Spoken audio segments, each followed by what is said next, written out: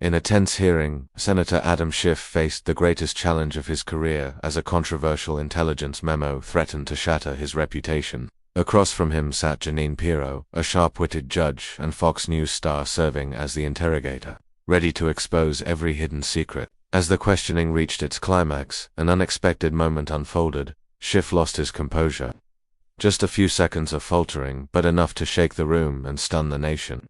Under the blazing lights and with millions watching on screens, that silence rang out like thunder. The hearing room was stifling, as if the air had been drained by the gazes of those present. Senator Adam Schiff sat upright, trying to hide his racing heartbeat.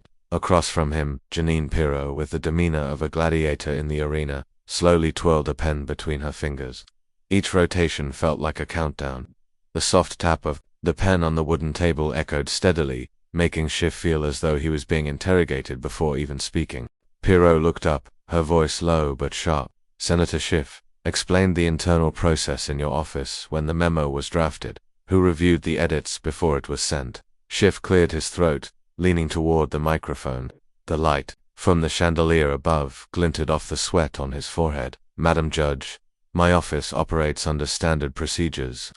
The memo was drafted by a specialized team, overseen by my Chief of Staff, Mr. David Langston. All edits were made to protect sensitive information in line with national security regulations." Schiff's voice was steady, but his hands, hidden beneath the table, gripped each other tightly, fingernails lightly digging into his palms. Pirro didn't respond immediately. She tilted her head, a small but deliberate gesture, as if weighing each word Schiff had just uttered. "So, you assert that all edits were thoroughly reviewed?" she asked, emphasizing thoroughly like a blade. Schiff nodded, but in his mind, a memory flashed, a rushed meeting in his Los Angeles office where Langston held the draft. Brows furrowed, his voice warning, "We should double-check these figures." Schiff had brushed it off, preoccupied with calls from Democratic leadership. "That's correct," Schiff replied, his voice slightly higher than intended. "I trust my team." But as soon as the words left his mouth, he felt his response was like a fragile bridge, ready to collapse under Pirro's pressure. She flipped a page of documents, the rustle of paper echoing in the quiet room, causing a few reporters to look up. "Senator, are you aware that the memo caused a serious misunderstanding within the Intelligence Committee, leading to accusations that you intentionally withheld information from your colleagues?" Schiff opened his mouth, but the words caught in his throat, as if the air in the room had suddenly thickened. "I did not intentionally withhold any information," he said, his voice stiff. "My goal was to ensure transparency while protecting national security." But even he recognized his response lacked conviction. Like a rehearsed speech he forgot to practice. Pirro didn't miss a beat. "Transparency," she repeated, her voice dripping with sarcasm. "Then why did 3 other committee members, including a fellow Democrat, claim they were not informed of the edits before the memo was released?" The room shuddered, the audience's murmurs like a cold wind sweeping through. Schiff felt the eyes of everyone from reporters to aides like needles piercing his skin. He glanced quickly at Langston, seated in the back row, his face rigid and expressionless. Schiff suddenly recalled another moment, Langston standing before his desk, holding a stack of documents, his voice urgent. "Sir, we need more time." Schiff had waved him off, preoccupied with a Senate meeting. Now, he wondered if Langston was staying silent or if his frustration had quietly turned into a ticking bomb. Schiff took a deep breath, trying to regain his composure. "Madam Judge, there may have been a lapse in internal communication, but I assure you there was no intent to deceive." He emphasized assure, hoping it would bolster his stance, but Pirro merely raised an eyebrow, a small gesture that made him feel stripped bare before the nation. She set her pen down, the motion slow but commanding. "The lapse in communication," she echoed, her voice low like a judgment. "Senator, you oversee one of Congress's most sensitive committees. What consequences could such a lapse have, are you aware?" He opened his mouth, but before he could respond, one of Pirro's aides stepped forward, whispering something in her ear. Pirro nodded, her eyes never leaving Schiff. "We will pause to review a newly provided document," she announced, her voice even but laced with implication. Schiff felt his stomach knot. "A new document." He glanced at Langston, but he was looking down, avoiding his gaze. The murmurs in the room erupted like a swarm of bees breaking free. Reporters tapped their phones, sending messages at breakneck speed. Schiff sat motionless, feeling as though the marble floor beneath him was cracking piece by piece. He sat rigid, his eyes fixed on Pirro, who just announced the review of a new document with a tone full of implication. The tapping of keyboards from Politico and Breitbart reporters sounded like a light rain, while the light from the large windows illuminated the judge's table, highlighting Pirro's icy expression. She held a new set of documents, her fingers gliding over the pages with the precision of a surgeon. Senator Schiff, Pirro began, her voice low but sharp as a razor. This document shows your office released a version of the memo missing 3 critical paragraphs, directly contradicting the testimony of 2 NSA officials. Can you explain why? He leaned toward the microphone, trying to keep his voice steady, but the sweat beading on his temples betrayed him. Madam Judge, I do not personally oversee every detail of the memo. My team handles edits based on national security guidelines. If there was an error, it was administrative, not intentional. But as the words left his lips, Schiff knew he had stepped into a quagmire, vague, vulnerable to attack. Pirro didn't miss a beat. She stopped flipping papers, her eyes locking onto Schiff like a hawk spotting prey. An administrative error, she asked, her voice like a soft laugh but devoid of any humor. Senator, you lead a committee overseeing national intelligence. You expect us to believe that a document this sensitive, this controversial, was merely an administrative error. The word error landed like a slap, making some in the audience shudder. Schiff felt blood rush to his face, heat rising in his neck like a flame. He glanced quickly at David Langston, his chief of staff, seated in the back row, but Langston's eyes were downcast, as if trying to blend into the room's shadows. Langston's silence felt like a warning, leaving Schiff abandoned on a battlefield. He took a deep breath, trying to regain control, but anger simmered within, fueled by the pressure of dozens of eyes and cameras. Madam Judge, Schiff said, his voice rising, almost trembling, I'm not here to have my character questioned by someone who's turned television shows into political weapons. Gasps rippled through the audience. Cameras from NBC and OAN flashed frantically, capturing the moment Schiff crossed the line. Pirro didn't flinch. She sat motionless, her eyes like cold gemstones boring into Schiff. The silence stretched for 5 seconds, an eternity in the tense room. Then she leaned forward, her voice slow but sharp as a blade. Senator Schiff, this is a legal hearing, not a stage for personal attacks. I suggest you retract that statement and answer the question, or I'll be forced to note your disruptive behavior. Each word landed like a hammer, shattering what little composure Schiff had left. He opened his mouth, but his throat was dry, as if every word had been drained from him. Schiff felt the weight of the audience's eyes, from allies like Chuck Schumer to adversaries like Lindsey Graham pressing down on him. He realized he had made a grave mistake, a momentary outburst that not only damaged his credibility but handed Pirro a weapon to corner him. I apologize if my words were inappropriate, he said, his voice dropping to a near whisper. But the apology sounded feeble, like a white flag raised in defeat. Pirro didn't respond. She tapped her pen lightly on the table, the small sound echoing in the silent room, a reminder of her authority. I'll ask one last time, she said, her voice even but laced with menace. Were you aware of the omitted paragraphs in the memo before it was released? He swallowed hard, his eyes scanning the room for an escape, but finding only curious faces and unrelenting cameras. I didn't directly order any paragraphs omitted, he said, his voice unsteady, but I take responsibility for what my office does. Pirro raised an eyebrow, a small but telling gesture, as if she had just scored another point in this duel. Thank you, Senator, she said, her voice devoid of emotion. We will proceed with another witness. She nodded to the hearing staff, and Schiff felt his heart skip a beat. Another witness. He glanced at Langston, still looking down, and an ugly premonition rose within him. The hearing room suddenly felt more stifling than ever, as if the air had been sucked out, leaving Schiff alone to face the approaching storm. Senator Schiff, Pirro spoke, her voice smooth but laced with sharpness. You just stated that you didn't order the omission of paragraphs in the memo. So, tell me, who in your office made that decision, and why, as the leader, were you not informed? Schiff felt his stomach twist. He knew this question wasn't just about the memo but a dagger aimed at his leadership. He glanced quickly at David Langston, his chief of staff, seated in the corner of the room, his face nearly expressionless but his hands gripping a stack of papers as if trying to crush them. Schiff recalled days earlier when Langston stood in his Los Angeles office, voice urgent. We shouldn't rush to release this document. Schiff had dismissed it, preoccupied with Senate meetings. But now Langston's gaze felt like a silent accusation. Madam Judge, Schiff began, his voice striving for calm. The process in my office is complex. Senior aides, including Mr. Langston, handle technical details, and I trust them to follow protocol. But as soon as he spoke, he felt his response was like a paper shield, his Ellie pierced. Pirro leaned forward, her eyes like two small flames fixed on Schiff. Trust? She asked, her voice dropping to a near whisper but loud enough for the room to hear. Senator, you oversee a committee tied to national security. If you're unaware of the details of such a critical document, how can we trust you're fulfilling your responsibilities? Schiff felt his throat close, as if the air in the room had been sucked out. He tried to find an answer, but his mind was distracted by the image of Langston once his right hand. Now like an elusive shadow, he recalled. Another moment when Langston stood before his desk, voice trembling. If this document leaks, it'll cause big trouble. Schiff had laughed, thinking it would be overshadowed by other news.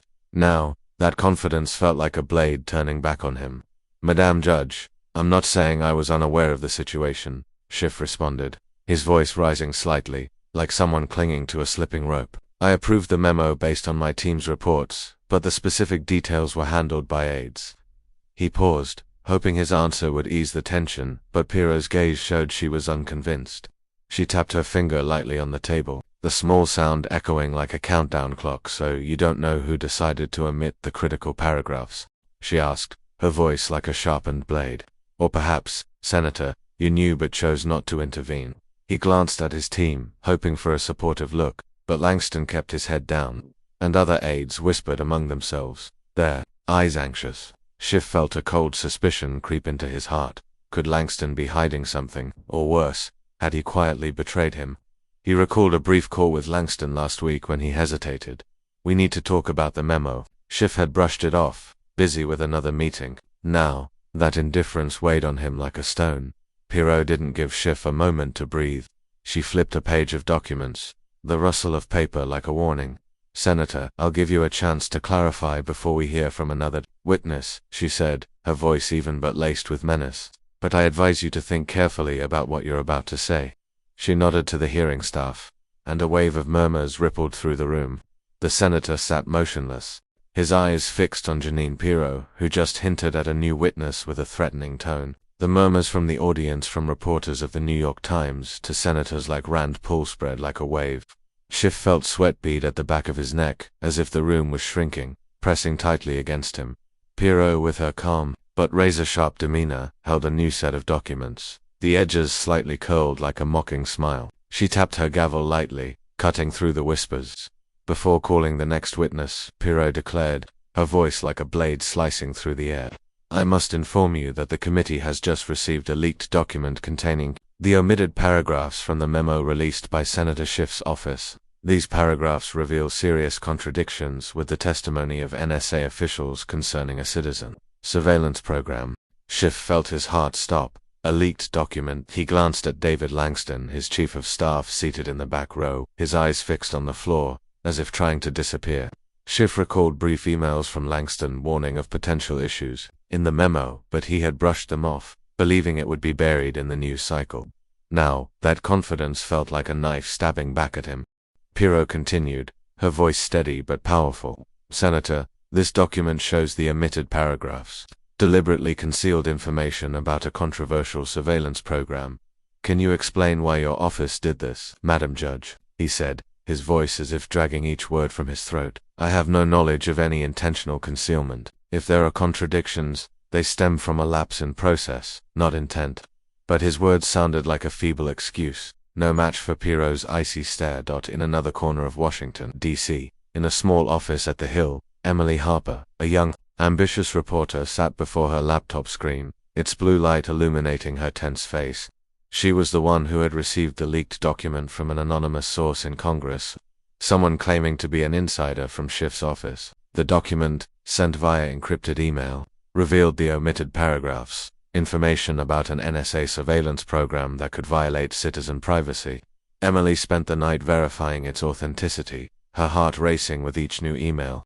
Fearing the source might be exposed, she typed quickly, fingers flying over the keyboard, but pressure from her editor demanding immediate publication made her tremble. If I'm wrong, my career is over, she whispered to herself, her eyes glancing out the window where streetlights flickered along Pennsylvania Avenue.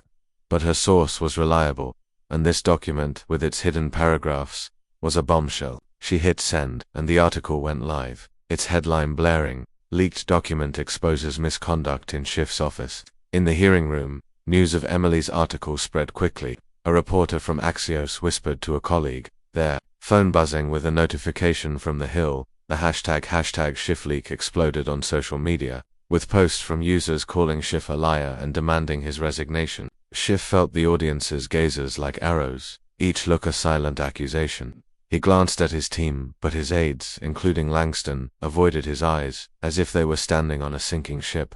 Pirro, sensing the chaos, tapped her gavel. "Again, Senator," she said, her voice like a glacial river. "This document wasn't just leaked, it's been verified by independent sources. Do you still maintain you knew nothing about the omitted information?"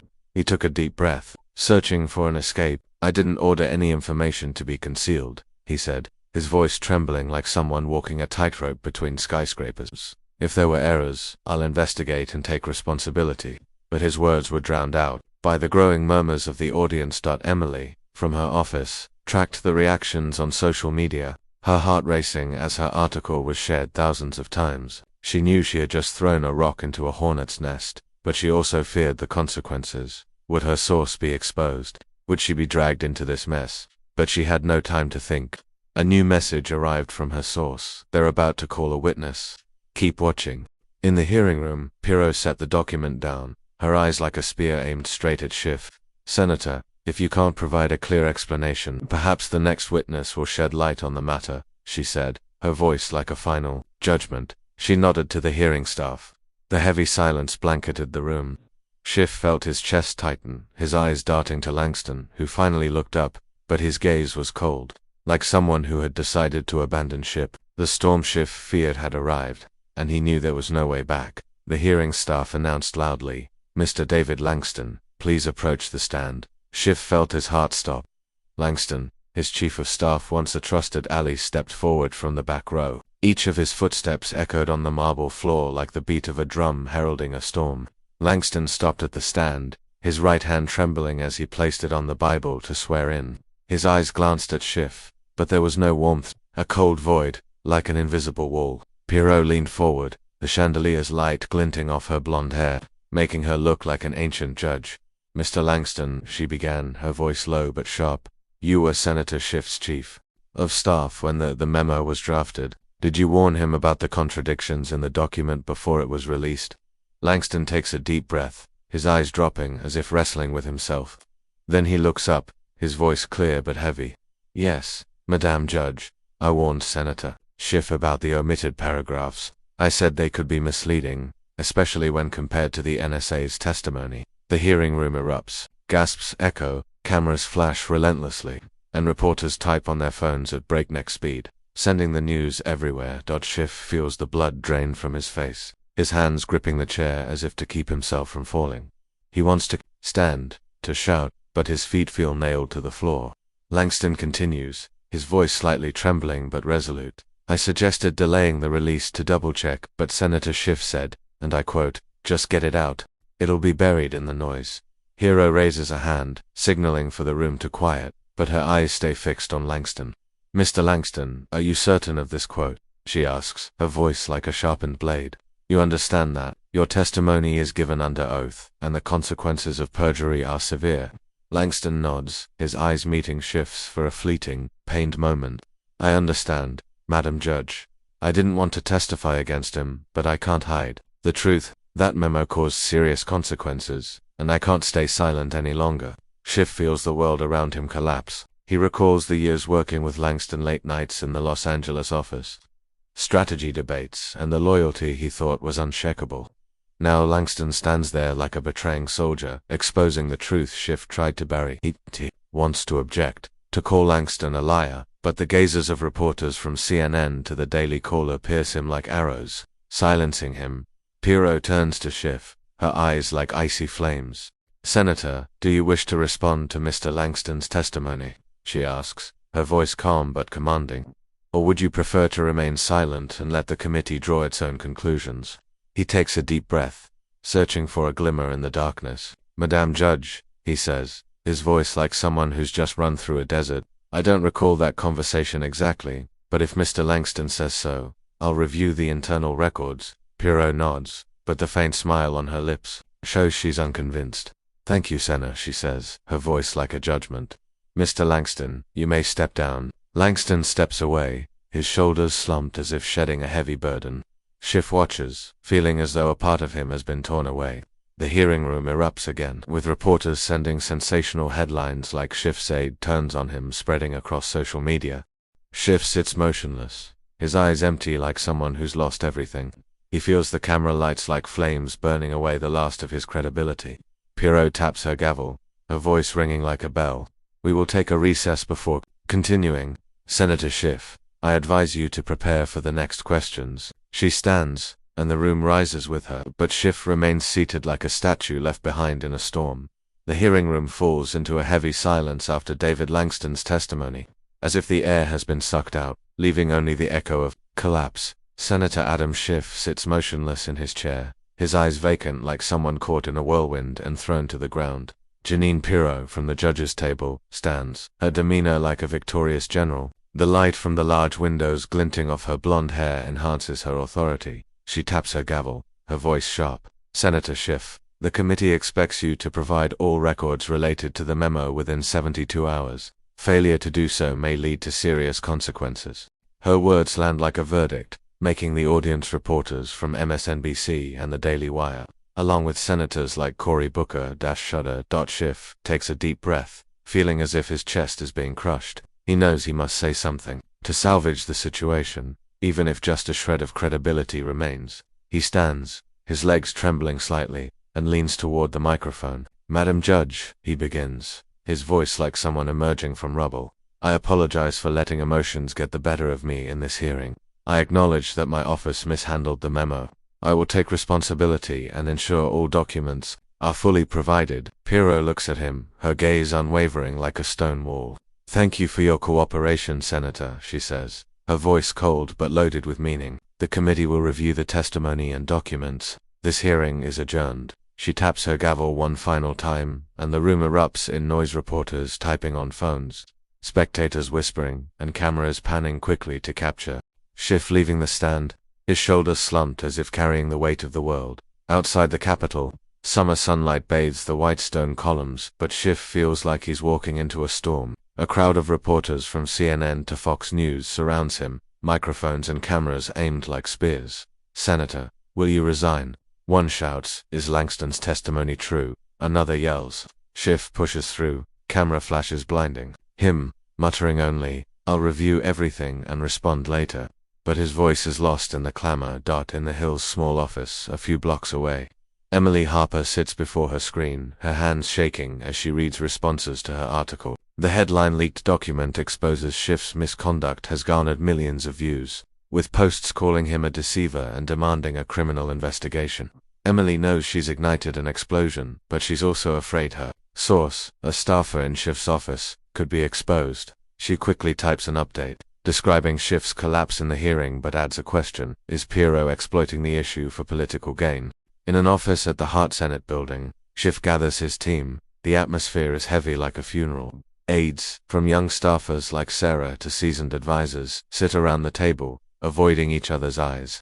"We need a plan," Schiff says, his voice weary like someone who's just run a marathon. "The media is tearing us apart. We must provide the records and prepare a statement." But a young aide interrupts, voice trembling. "Sir, if Langston is telling the truth, what do we do?" He looks around, realizing his team is fracturing. Langston, once a pillar, has vanished after the hearing, not answering calls. Schiff feels the betrayal like a stone weighing on his heart. "We'll find the truth," he says, but his voice lacks conviction, like an actor forgetting his lines. On television shows like CNN's The Situation Room and Fox News' Hannity, debates rage fiercely. One commentator calls Schiff a victim of his own arrogance, while another praises Pirro as a hero for truth. On social media, posts spread at lightning speed, from memes mocking Schiff to edited videos of his outburst. Schiff, sitting alone in his office, looks out the window, seeing streetlights flicker along Constitution Avenue. He knows the reputation he built over decades is slipping away. Emily Harper, from her office, receives a new message from her source. Be careful. They're looking for the leaker. Her heart races, but she doesn't stop. She writes another paragraph questioning Pirro's role. Is this justice or a political vendetta? She hits send, knowing the story will continue.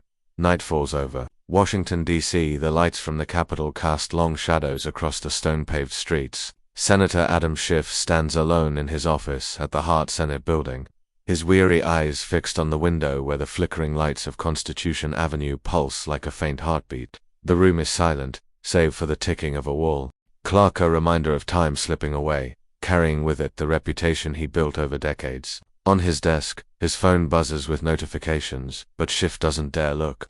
Each headline, each post feels like a knife to his pride. After the hearing, Schiff becomes the center of a media storm. Articles from the Washington Post dissect every moment of his confrontation with Jeanine Pirro, from his outburst to David Langston's damning testimony. Social media is ablaze, with users split into two camps, one calling him a victim of partisan politics, the other demanding his resignation for irresponsibility. Jeff sinks into an armchair, rubbing his temples, trying to piece together the fragments of his career. He knows the Ethics Committee will soon convene another meeting, and the Justice Department may be reviewing criminal allegations. The pressure feels like a noose tightening with every second. A few blocks away, at a small cafe on Pennsylvania Avenue, Emily Harper, the Hills reporter, sits before her laptop. The screen's light illuminates her tired but resolute eyes. Her article on the leaked document has garnered millions of views, making her a prominent name in DC journalism. But this success comes with fear.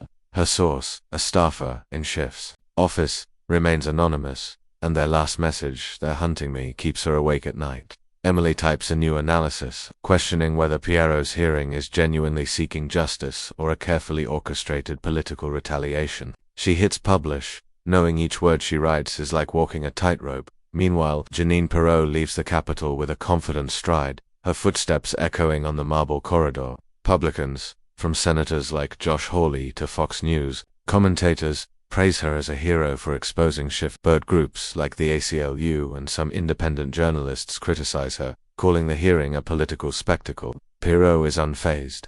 In a brief interview with Newsmax, she says, her voice calm but sharp, "I'm just doing my job, asking questions and seeking the truth." But her eyes, as she turns away from the camera, glint with a hint of satisfaction, as if she scored a major victory. Schiff, in his quiet office, opens an email from his legal advisor. "We need to prepare for the worst-case scenarios." It reads, listing possibilities from suspension from the committee to a criminal investigation. He closes the laptop, his eyes drifting to a family photo on his desk, his wife and children beaming from a California vacation. He wonders if he can face them after the nation witnessed his downfall. He stands, steps onto the balcony, and breathes in DC's cool air. Under the streetlights, he sees a small group protesting on the National Mall, holding signs reading "Justice for Truth" and "Schiff must go." At the Hill, Emily receives a new email from her source. "Thank you, but I have to disappear." For a while, a chill runs down her spine. She knows this story isn't over, that more secrets from Schiff's office could still surface. Her latest analysis ends with an open question. Did this hearing truly deliver justice, or was it just a power play in Washington's political chess game? Schiff returns to his desk, picking up a pen to draft a press statement, but his hand trembles. He knows the next 72 hours will be the greatest challenge of his career. He must face the committee, the media, and his own conscience. His eyes drift to the window, where the Capitol glows brightly in the night, a reminder of what he's dedicated himself to and what he stands to lose. The story of Schiff, Pirro, and Emily Harper doesn't end here. The Ethics Committee has scheduled a closed-door meeting, and rumors of a larger investigation are spreading. Social media posts continue to divide the public, with some calling Schiff a victim of the system while others praise Pirro for her resolve.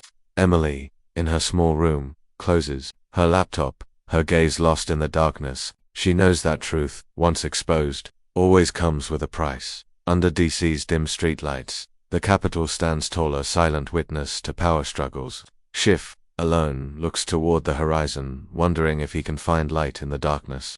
But deep down, he knows this storm is just beginning, and the days ahead will shape not only his future but how history remembers his name. The story of Adam, Schiff snapping at Judge Pirro reflects the intense pressures of the U.S. political landscape, where reputations can crumble in a moment. Schiff, a seasoned senator, faces the fallout of his office's mishandling of an intelligence memo, leading to David Langston's betrayal and Jeanine Pirro's sharp questioning. Schiff's outburst when he attacked Pirro and the rapid spread of the scandal through Emily Harper's articles highlight the power of media and public opinion in shaping personal fates. These details mirror today's U.S. reality, where a misguided tweet or hasty decision can destroy a career, especially in the era of social media dominance. The lesson is the importance of caution and responsibility in actions, especially in leadership roles. Schiff failed by ignoring Langston's warnings, believing media noise would cover his mistake. In real life, this reminds us, whether office workers or business leaders, to listen to colleagues and double-check before deciding. Moreover, Schiff's outburst against Pirro underscores the value of controlling emotions under pressure. In our culture, where professionalism is prized, staying calm amid criticism is a vital skill. Finally, Emily Harper's role shows the responsibility of revealing truth, but also warns of its cost. Act responsibly, but always prepare for consequences. As in today's connected world, every decision can become the center of a public storm. Subscribe to the channel to follow the next developments in dramatic political stories like Schiff and Pirro's. Thank you for watching, and see you in the next video with more secrets revealed.